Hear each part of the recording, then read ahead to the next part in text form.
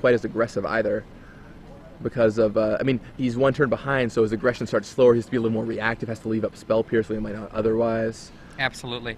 Now, we already saw one of the things that happened with excuse me, with Jesse Hatfield, that Jesse has shown a willingness to bring in several of the bounce spells and leave just a single bounce spell to be tutored for with the Cunning Wish. Most likely the Snap will remain in the sideboard, but I expect to see the Echoing Truth and the Wipe Away come in from the sideboard as cards that can be Merchant Scrolled for or just drawn naturally to stop a Gaddock from holding things back. Right, definitely. Yeah, I mean, Gaddock is a big problem for Alix, but those bounce spells will help him deal with it by returning it to Caleb's hand on the fundamental turn before he goes off. And there in the background behind Caleb Durward, we see Shaheen Surani. Shaheen, earlier today, won the first draft open. Yeah, I mean, there's draft open #1 champion right there, and #2 will be coming out soon between either Sol Malka or... potentially Colosso Fuentes, potentially William Cruz. Yeah. The winner of that. That's pretty exciting stuff. These draft opens are just great. Like, they're really taken off. And you should come out and check them out. If you don't like Legacy on Sunday, that's no excuse not to come back and play after Saturday's standard portion. Come out and draft. A lot of players have been coming exclusively to draft, and it's a called draft. The players are good. You have to know how to draft, but at the same time, you can gain some edges if you're good in the format. So it's good practice for the Pro Tour. You can also pick up some Open Series points, some money. Definitely worth coming out and checking out. I'm going to say, in that draft challenge, I'm going to be rooting wholeheartedly for Sol Malka. He's my old Cabal Rogue, not quite teammate, but collaborator. Sure. It's always great to see a great an old player come back and do well in an event, and Sol's no exception. Okay, and finally we get the start of the first plays of the game. Island from Alix Hatfield. Yep, Island. And is that triple Pithing Needle in Caleb Durward's hand? I don't think that could be anything else. I'm pretty sure he's got triple needle. Ugh. I guess he's hoping Alix forces it or something. And then Mirren Crusader on the top end. I mean, if he, turns off the Candelabra, that can definitely make it so that it's much more difficult for Alix Hatfield to go off should he not have, a turnabout. Just one less opportunity for him to be able to go there. Yep, and there's that's a Green Sun Zenith from Caleb going to find Dryad Arbor. Yep, accelerate him up. And he's a Mirror Crusader in his hand, which means that Crusader could come down on turn 2 and start serving away at Alix Hatfield's life total. But it's not going to be enough on its own. I love that Green Sun's Zenith has been powerful enough to be able to find play in Legacy. Yeah, one of the things that, initially when I first saw this card and I was made aware that Dryad Arbor could be tutored for it, it was like, oh, that's really, really fabulous. And at first I was thinking of it much more like a 1-mana Rampant Growth, but really it actually plays out much more like a 1-mana Llanowar Elf, because that is a creature, it is summoning sick, and it can be killed as well. So any kind of creature kill can take care of a card like that. But still, having access to however many Zeniths worth of elves that you want, that's great. That means 4 Noble Hierarchs and 3 Green Sun Zeniths for the ability to have 3 mana on turn 2. Alix Hatfield shuffles things up.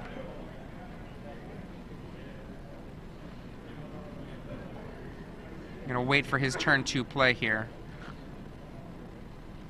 A small discussion going on. That's tapped. Yeah, there we go. And go. Alix draws.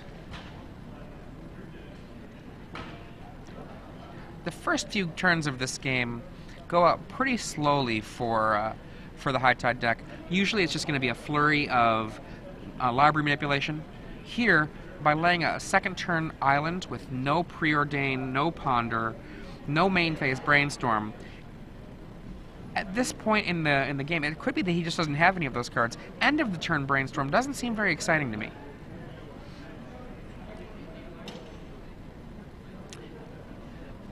A third land here from Caleb Durward.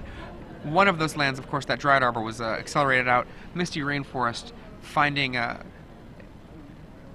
he now has green, white, and blue. And while Alix shuffles Caleb's deck, Caleb waits to present the card that he has prepped here. It's all ready, right there, laying on the table to be flipped over. And here it comes. Looks like a Crusader.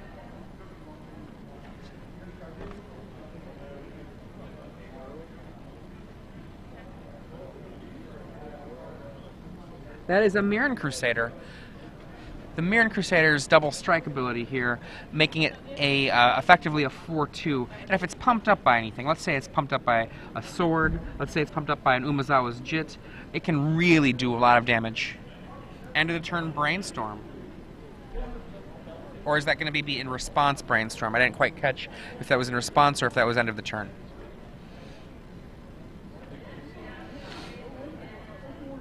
Yeah, the Mirren Crusader, should an Umezawa's Jit be connected to it, the first of its 2 strikes would deal 2 damage. 2 tokens could come onto the Crusader, and if he wanted to, he could cash them in right away and get in a total hit for 8. On the other hand, if he held back a little bit, he could wait till the next turn and turn that into a hit for 6, followed by a hit for 10. Oh. Yeah, Mirren Crusader can do so much damage so fast. I was just took a quick break, and I noticed that Colossal Fuentes was playing over there. So on the Draft Open, Colossal's currently down a game in the Draft Open. So we'll see how that turns out, and make sure to report back who Sol Maka is playing in the finals. Sorry,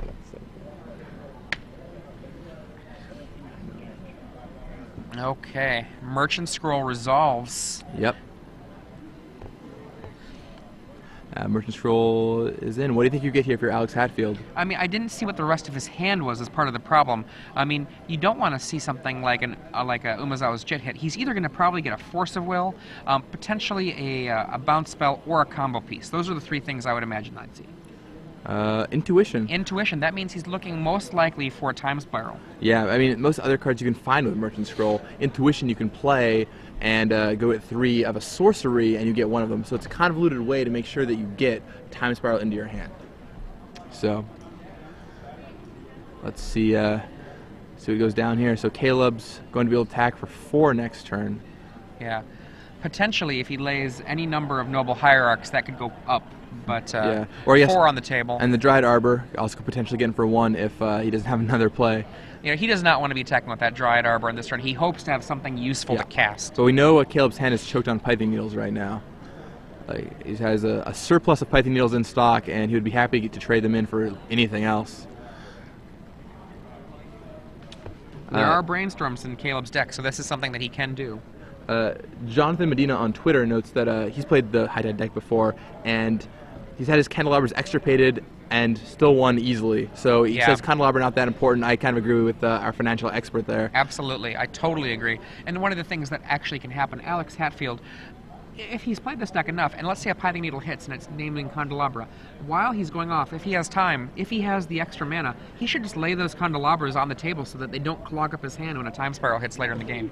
I agree. And so here comes in on Mirren Crusader. I mean, you have to be careful you don't get blown up by Pride Mages. Yeah. But, I mean, you know... That takes effort, though. Yeah, I mean, and if he's expending... With his current hand, if he's expending effort on those Pride Mages, like throwing them away, I think Alix is perfectly happy with that. Absolutely. That's 6 damage there coming in with the that Mirren Crusader. 3 and then 3 again. Right, thanks to the Exalted trigger from the Pride Mage that Caleb just dropped. Yeah. On the subsequent turn now, he can attack for 7, so there is a turn 2 clock that Alix Hatfield is facing down. Yep, but I think Alix is feeling pretty comfortable in his position. He's starting to build up towards his end game, and he knows Caleb doesn't really have any action, so at this point it's just a matter of, can Alix Hatfield go off? Does he have the tools? And from looking at his hand, I think he does. Well, he by going for that Intuition, that means he's going to be probably going for Intuition for Spiral, Spiral, Spiral, so it's a 1-turn delay for him for this attempt. Right, but 1 turn is plenty of time in Alix Hatfield's world. He is a very disciplined player. I watched him play in Edison, watched him play again today, and he'll take as much time as he needs. He will not rush unless he feels he absolutely has to beat out some kind of hate card. Here it comes. It's going to be a grand total of 6 damage if it hits. 6. Obstinatson with the Dryad Arbor. Looks like he drew Spell Pierce. The Dryad Arbor drops down maybe another needle. Yeah. And the second needle, it could be a backup on Candelabra, but I wouldn't be surprised if it was hitting just a blank attempt on a Misty Rainforest or some other of the Sacklands. Sure. I mean, you could also name Mind Over Matter, but I doubt that's still in Alix's deck. Mind Over Matter wouldn't be unreasonable. I think if Alix puts Mind Over Matter into play, it's probably going to... He's probably going to be able to win the game. And the third needle, just Right now, he could knock off 6 of Alix Hatfield's potential lands. Polluted Delta was named by that second one. So Candelabra, Candelabra, Polluted Delta. So 2 on Candelabra, 1 on the Delta. Now we got Brainstorm that's going to be able to be followed up by Intuition, so he gets to have a near Ancestral Recall style effect from that Brainstorm. Especially since Alix has a Candelabra in his hand, he can shove 1 back, and he's perfectly happy to put that back into his library. Absolutely. Not doing a lot right now. There are the 2 players. Caleb stroking his much shorter beard, and Alix Hatfield thinking about how he's going to go off next turn. Next turn he has to go off. He knows he has to go off next turn. There are too many cards he's dead to if Caleb Durward has them. If he wants to be a totally gambler man, he could just hope that it doesn't go badly for him. But that would mean that even a Force of Will for his own side would be death for him. Right. So going off right now, Spell Pierce. Yeah, Ouch. and there's the Force. There's the Force. So now Alix has to go off this turn. And what is he removing? It looks like that is a Wipe Away. And yeah, he knows that Wipe Away is safe to remove because... And not only safe to remove, if he's going to try to go off, Wipe Away getting out of the deck, that's 1 less card in his deck that stops him from going off. That is certainly true. I'm going to tell you right now, playing lots and lots of High Tide, once you started going off, if you felt safe, you would start Force of Willing your own spells just to get cards out of the deck. Wow. Yeah, that is a pretty interesting play there. So yeah, Alix is going to find triple Time Spiral, and Caleb's choices are Time Spiral, Time Spiral, or Time Spiral, and he's going to give Alix one of them. Which one? So, Caleb mulls it over.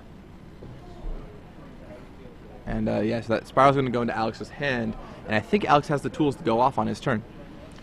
He can begin the process. Now, he has not laid a 5th land yet, so even if he doesn't have a land on the top of his library, the Time Spiral will almost certainly give him one, which means he'll have access to probably a minimum of 10 mana once the first Spiral has resolved. Yeah, and I haven't seen his hand completely, but I presume he's got a High Tide at this point. That would be hopeful. Yeah. If Alix doesn't have a High Tide. And look at that smile, you know. All right, let's see what we got going on. So Alix untaps and looks at the top of his deck. Another Force of Will. Force off the top. Empty-handed Caleb just waits to see what happens next. Yep, he knows. All right, do you got me or do I got you? What's going on? What's going on? With that Wipe Away, by exiting the Wipe Away, it means that Alix is married to going off this turn. I think if he had kept the Wipe Away, he could have theoretically bounced one of Caleb's creatures. Ooh, look at that heavy sigh. And bought another turn, but a turnabout still also does the same trick of buying a turn. Right. Particularly because Caleb has no cards in hand, so the turnabout holds down 1 mana as well as the other creatures. Right. So I can't quite get a good glance at what's in Alix's hand. Yeah, I've got no idea besides there we go. All right, High so Tide. He has the High Tide. That's a good start. 2 mana per land now, using the fishy High Tide. Still the superior High Tide, in my opinion. Drew Tucker all the way. All right, so looks like Alix has Ponder in his hand. Looks like Ponder, Force of Will, Time Spiral. I don't know what the last card is. Meditate. Okay, yeah, Alix's hand is stocked. You know, in my mind, versus an empty-handed opponent, anything that involves pondering is just too greedy. Just cast the Time Spiral. It's gonna resolve, untap, you can get a land off of that.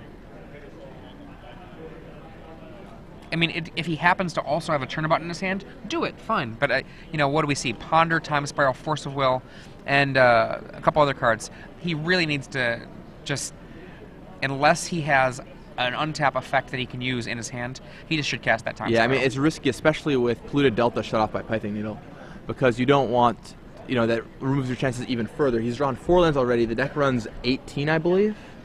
12. 18. Yeah, 18 lands, and so 4 islands are shut off, are in play. 2 deltas there are it is. shut off. Time Spiral. Yep. Playing it safe. No mana floating. Access to 8 mana after this Time Spiral resolves. Yep. And so Caleb could potentially draw Force of Will to throw a Wretch in Alix's hands even further.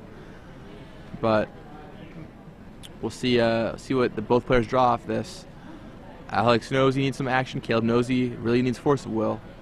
And Alix doing the trademark pile shuffle just to make sure that his cards are evenly dispersed. Not too many spells clumped in one place, not too many lands clumped in one place. Caleb following suit, he's like, well, I need a Force Will. He's doing this, I'll do this too.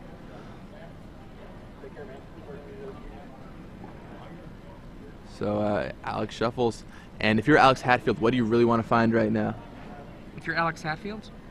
Yeah. I mean, you want to see one, and count them, only one basic island.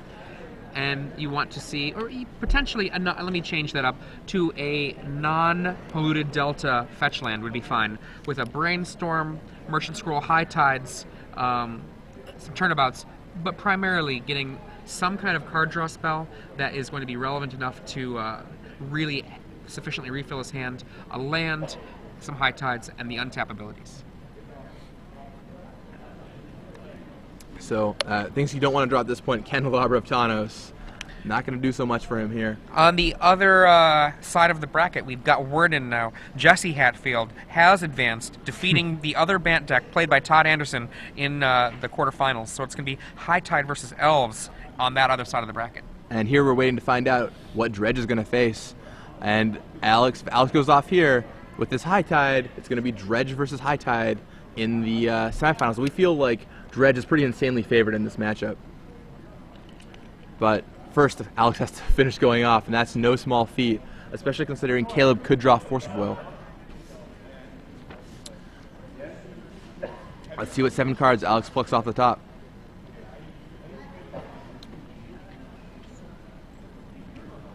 Looks like Colosso Fuentes lost in the semifinals of the Draft Open, meaning that Sol Malka will go on to face William Cruz. William Cruz in the finals of the Draft Open. So that should be a match to keep an eye on, too. We'll try and inform you how that goes as the night continues. I've got a root for my old collaborator, Saul. So, all right, let's see what 7 cards are. They'll lay them down in dramatic fashion. Now they're going to sweep them up. I hope I get a chance to see this. I see a Force of Will in Caleb Durward's hand. At least one, maybe 2? I think there's one of those is a Brainstorm, but definitely 1 Force of Will. And there's another High Tide for Alix. And so now we play the game of Caleb has to figure out when is the right time to force. Is it now? Yep, and he forces. Yeah. And now Alix might not necessarily need to have that that High Tide to be able to continue going off. Being a tide at 2, this deck can very often easily push right through that. We were going to show the stack. He wants to have the stack very visible. And you're right, there is a Brainstorm there. Yep, so he exiles the Brainstorm to force Will High Tide. And it looks like in response, we're going to go for a Meditate. Alix is going to try and find a force of his own to make sure that High Tide resolves. Without Candelabra, he's going to need all the mana he can get, and Alix knows that High Tide is pretty important. And if you're going to do Meditate anyway, now's the time to do it. Yeah, this is the all-in moment. As if we weren't all in enough before. Well, I mean, it wasn't necessarily all-in before. Sure. I mean, there have been so many times I've played High Tide, right, partly gone off, and then just, oh well, I didn't make it, but I'm going to stop you from killing me. I'll just say go. I mean, especially if you boarded in another bounce spell, you could bounce one of those creatures and buy another turn. Yeah, absolutely. But now that he's meditated, he skipped his next turn, he's looking for an answer to that Force of Will. All right, tap some mana. What do we have in response? So Meditate's resolved. Another High Tide. Caleb's going to have to let this one resolve.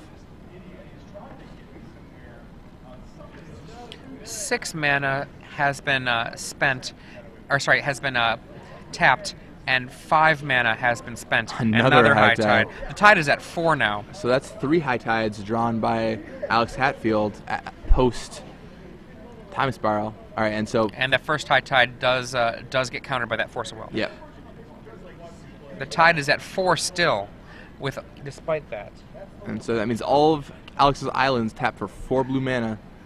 And so he has 1 floating, I believe, so we can go up to 5 right here. He goes for a Ponder, going down to 4. Let's see what Alix does. In Edison, we saw him pull up a pretty incredible series of top decks. Let's see if he finds all the cards he needs here. Looking with Ponder.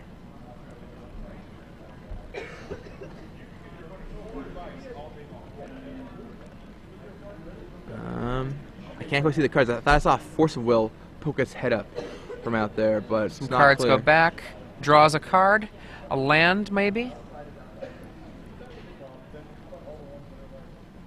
Okay, there is an island in his hand, so he definitely has access to more mana here. Yep. Question is, what is he going to be able to do with that mana? Not outside. With this mana that he has left, can you see what that card is? Is that a? It's Cunning Wish. Okay. So he has the ability to wish. Now he can go. Get a snap. A snap would recover him quite a lot of mana. Right. Well, the question once again is, what is he going to do with his? What is he going to do with all that mana? For those of you who are waiting at home to find out the results between Christopher Hackelman and David Thomas in the Dredge Mirror match, David Thomas has won 2-1. David Thomas won? He was the one player without Leyland of the Void in his sideboard? That's correct. That is crazy. So the non-Leyland version of Dredge with no sideboard cards beat the version with 4 Leyland of the Voids. That's insane.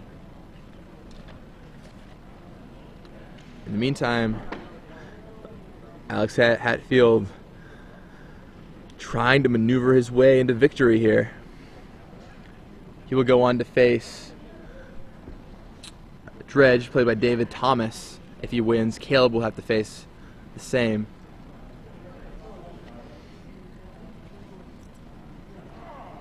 And Caleb gives Alix's deck one more good shuffle. You know, that's Turnabout, untapping all of his lands. One lucky shuffle can take things into a really good place. Now, with all of that mana there, that's 4 Tides, 5 lands, another Meditate. He's got access to 20 mana here.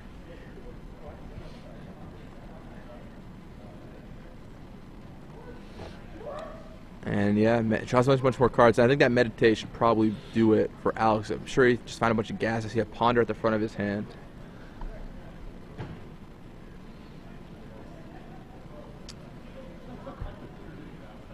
Puts them back Ponder, in shuffle, shuffle. Looking for some more action. I mean, Time Spiral is a pretty decent card to draw here. Drawing the Intuition is good. Drawing Merchant Scroll is good. With 20 mana, even drawing a Cunning Wish to be able to, you know, wish for a Blue Sun Zenith can get you probably a good 7 cards or more, and have mana to untap and/or cast a Time Spiral. Yeah, especially when all of his islands are tapping for so much mana. So Alix has ran good with these Ponders in the past. Let's see if he does so again.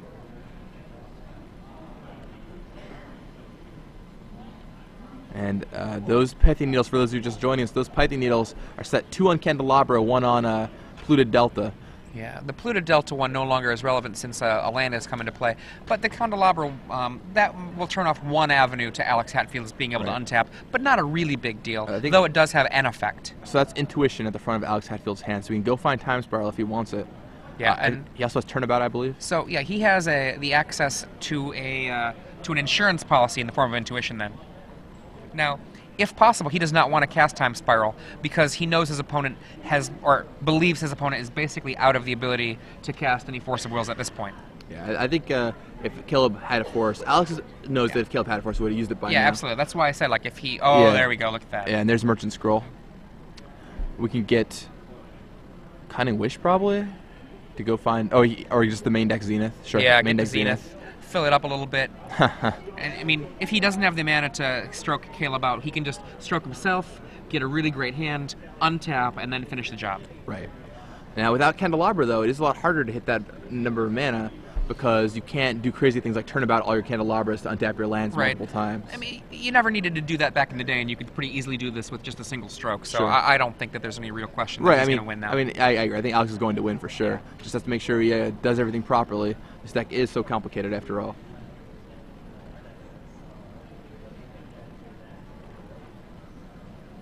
And let's see. All right, there's Zenith. And let's find out from our judge at the table how much he's going to be stroking for here. All right, at least it's a lot of cards. Count about like 20-ish cards. From the way you laid it down, I'd guess about 20 cards. Yeah, I think it's actually more like 3 million cards. Sure, why not? A 20 for 1, pretty good. And he's going to pick up all the cards he needs, and now he should be able to go off without any problem. 17 apparently is the actual factual count. Yep, so, well, that's not nearly as good. Not nearly. He's an ancestral short of what he should have had. Yeah. No, but looking over Alix's hand, yeah, now it's just a formality. Don't get a game loss, don't draw any extra cards, and Alix has this. I really love High Tide. I think there are 2 kinds of people who love High Tide, people who hate High Tide. Not very many people out there seem lukewarm to it. People either want to see it, don't want to see it, love watching it, don't like watching it. It's a pretty intricate deck to watch play, but it does kind of go off on its own. And Brainstorm's back 2 cards. There's a turnabout. There's a merchant scroll. Sure, merchant scroll, find whatever Alix needs. And Caleb has plenty of beard to stroke while he waits for Alix to finish him off. And yeah, that Zenith is such a great inclusion because it goes back into the deck. Oh my god. That actually gives you one more slot available in your 60. And back one slot is huge. Yeah, back in the day you had to run 2 strokes of Genius. Now, 1 Zenith does the job of 2 strokes. Yep. And plus you have the Cunning Wish just in case something goes awry. Another High Tide, just cuz. Just cuz. Alix wants to make sure he does this correctly. Turnabouts, untaps all of his lands. And Alix now has access to so much mana. The Tide's at 4. Tide's at 5 now. Tide's at 5. Tide's at 5, so all of his lands tap for 5, 10, 15, 20, 25. So he has 25 mana available for him. Cunning Wish. Plus he has all the mana floating in his mana pool right now. Right. Now he knows what his opponent's deck has here. So this Brain Freeze is not going to run into any Emrakul's. It's not going to run into anything that could be problematic. And that's it. Caleb Durward picks him up. Alix Hatfield moves on to the semifinals where he has to face Dredge. That sounds like a rough one to me, just looking at these lists. Now, to be fair,